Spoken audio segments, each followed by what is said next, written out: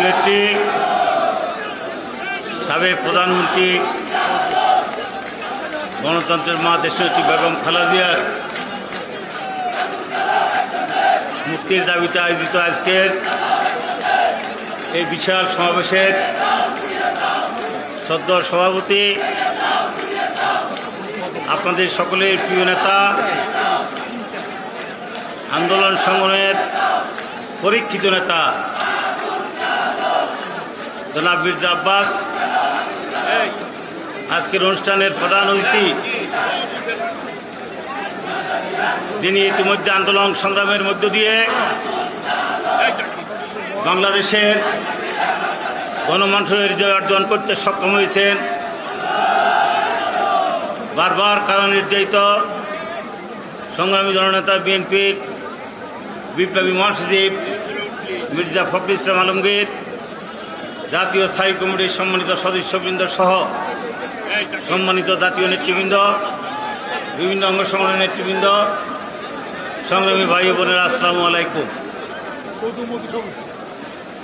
যখন প্রথম ছাত্র রাজনীতি শুরু করি তখন একটি সবক আমাদের নেতারা দিয়েছিলেন।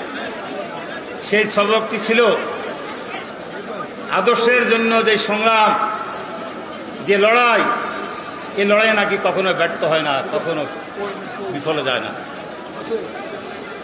আমরা অনেক লড়াই করে আসছি, কিন্তু আজকের এই প্রোগ্রামে আসার পথে কাকরালের মোড় থেকে মুহূর্ত পর্যন্ত আমি যা লক্ষ্য করলাম, ওই যে রাজনীতির যে সবকটি পেয়েছিলাম, আদর্শের লড়াই মৃত্যু নাই, আদর্শের লড়াই শেষ পর্যন্ত জয়লাভ করে। আজকের সমাবেশ তার জ্বলন্ত প্রমাণ। আমাদের লড়াই ইনশাআল্লাহ ভবিষ্যতে জয়লাভ করে বিজয় পথ দেখ।